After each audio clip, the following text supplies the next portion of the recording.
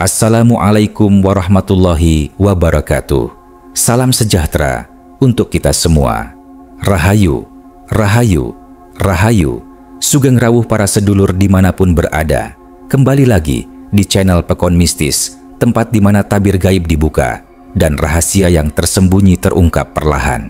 Hari ini kita akan menyelami sebuah ramalan yang bikin merinding, datang dari terbongkar Ustadz Faizar membongkar wujud gaib Kang Deddy Mulyadi. Siapakah dia? Dan kenapa aura sang leluhur begitu kuat di sekeliling Kang Deddy? Mari kita buka tirai misteri ini dengan niat yang lurus, hati yang bersih, dan izin dari para leluhur serta penjaga alam. Rahayu Sagung Dumadi, mugi tansah pinaringan, pitedahlan, pangayomaning Gusti. Kepada semua yang menonton tayangan ini, semoga diberi keselamatan lahir dan batin, dijauhkan dari mara bahaya dunia maupun gaib, serta senantiasa berada dalam lindungan para leluhur dan penjaga alam semesta. Rahayu, rahayu, rahayu. Wilujeng Sumping, Wilujeng Rawuh. Mari kita tapaki cerita ini dengan penuh kewaspadaan dan rasa hormat kepada dimensi yang tak kasat mata. Solawat dan salam mari kita ucapkan atau bisa tuliskan di kolom komentar. Allahumma sholli ala Sayyidina Muhammad wa ala ali Sayyidina Muhammad. Mari kita masuk ke ceritanya.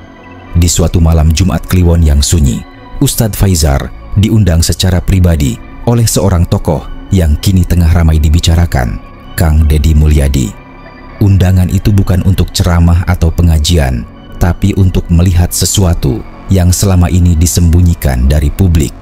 Setibanya di rumah Kang Deddy di kawasan Purwakarta yang penuh nuansa tradisi dan pepohonan besar, Ustadz Faizar langsung merasakan hawa dingin yang tidak biasa. Udara seolah membeku meski tidak ada angin.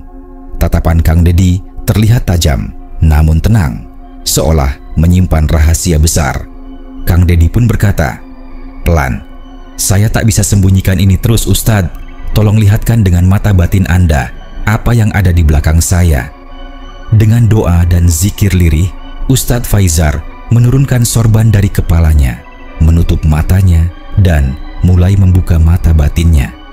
Beberapa detik berlalu, lalu tubuh Ustadz Faizar bergetar hebat. Wajahnya pucat, keringat dingin mulai membasahi pelipisnya. Ia terdiam lama, lalu berkata dengan suara serak, "Astagfirullah. Di belakangmu berdiri makhluk tinggi besar, tubuhnya berselimut kabut hitam. Matanya merah menyala, tapi dia tidak menyerang. Dia menjagamu." Kang Deddy hanya mengangguk pelan. "Itulah yang selama ini menemaniku sejak kecil. Orang-orang menyebutnya sebagai penjaga karuhun, tapi aku tidak pernah tahu pasti apakah dia dari golongan jin baik atau hanya menyamar." Ustadz Faizar segera mengambil air zam-zam dan membacakan ayat-ayat ruqyah. Saat air itu dipercikan ke sekeliling ruangan, terdengar suara gemuruh kecil, seolah ada sesuatu yang berteriak namun tak terlihat. Makhluk itu tidak jahat, tapi dia bukan berasal dari cahaya. Dia datang dari ikatan turun-temurun, dan selama Kang Deddy tidak melewati batas, dia akan tetap menjadi bayanganmu, ucap Ustadz Faizar dengan wajah serius.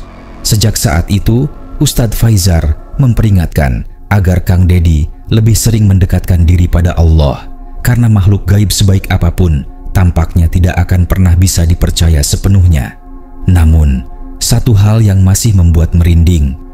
Ustadz Faizar mengaku makhluk itu memanggil nama sang Ustadz dalam mimpi selama 3 malam berturut-turut setelah pertemuan itu. 3 malam berturut-turut, Ustadz Faizar tidak bisa tidur dengan tenang.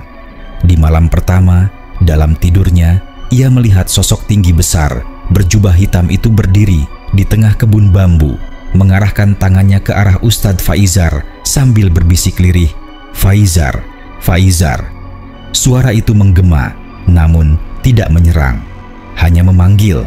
Tapi panggilan itu membuat jantungnya berdegup keras, seolah ada sesuatu yang sedang menekannya dari dalam. Malam kedua, mimpi itu makin nyata.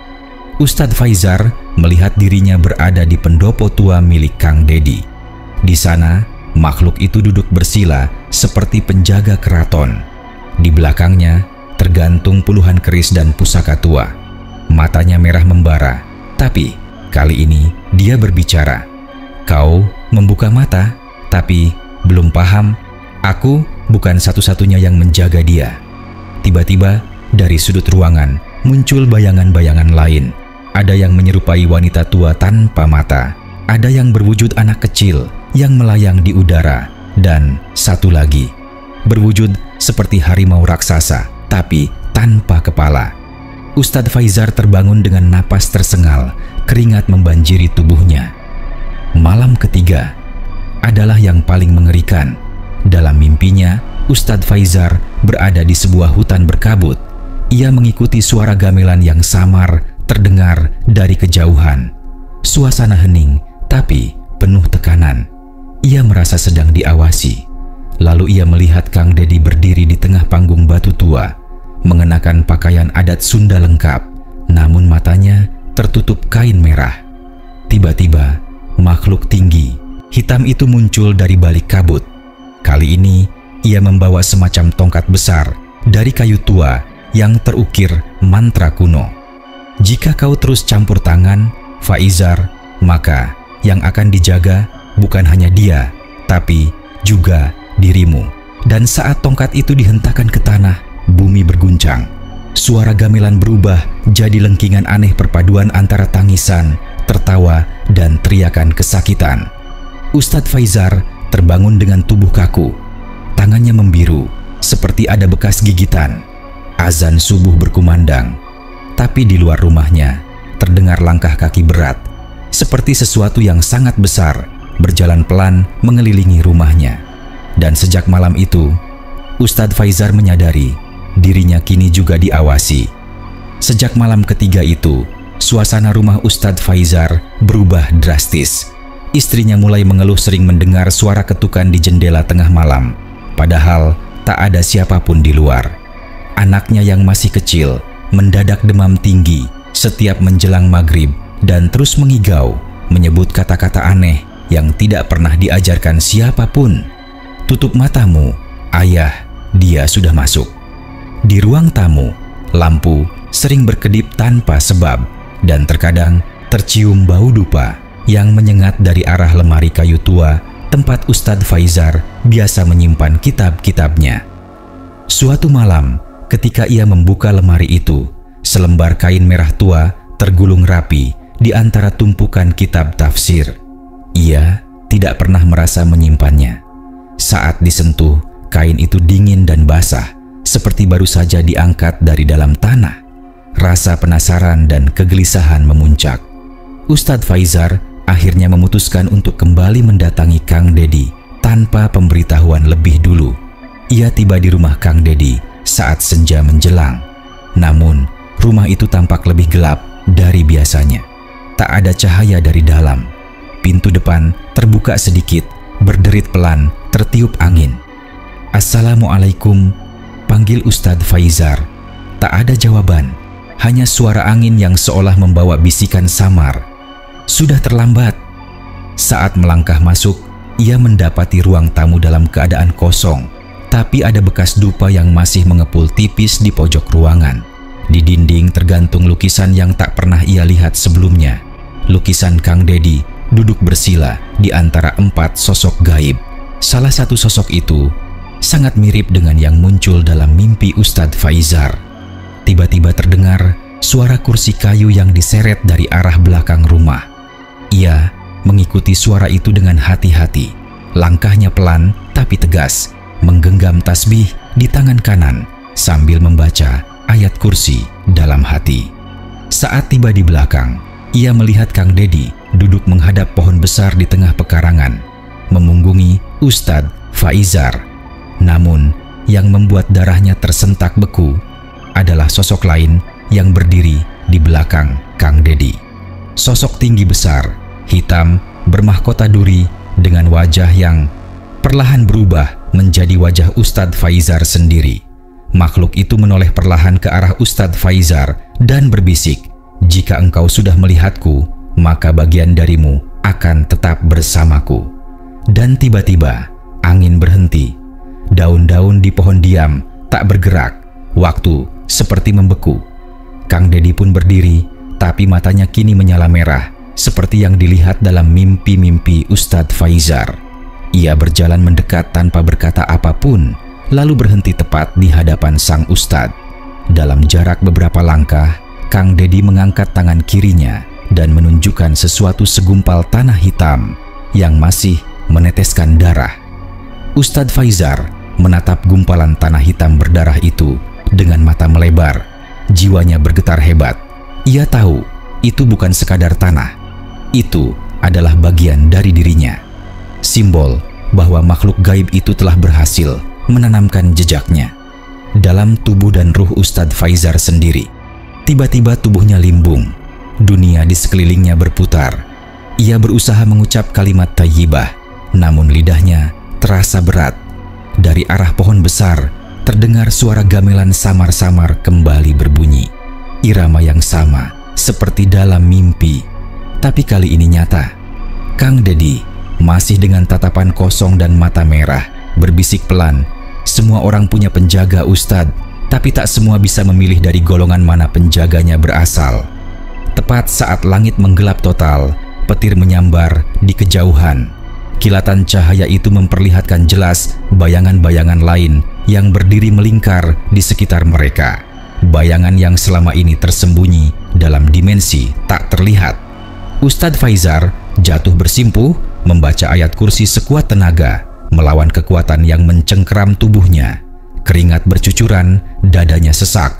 Tapi perlahan, cahaya kecil muncul dari tasbih yang ia genggam, seolah menjadi tamang dari dunia yang mulai menelannya. Lalu semuanya gelap. Pagi harinya, warga menemukan Ustadz Faizar tergeletak di depan rumah Kang Dedi dalam keadaan sadar tapi pucat dan lemas. Ia tak bisa bicara selama 3 hari penuh, hanya memandang kosong ke arah langit sambil menggenggam tasbihnya erat-erat. Setelah pulih, Ustadz Faizar tak pernah lagi bicara soal makhluk itu. Ia memilih tinggal di pesantren terpencil di kaki gunung, jauh dari hiruk-pikuk dunia luar. Namun, satu hal yang aneh. Setiap malam Jumat Kliwon, seseorang mengaku melihat sosok tinggi besar berselimut kabut berdiri di kejauhan, mengawasi pesantren tempat Ustadz Faizar menetap.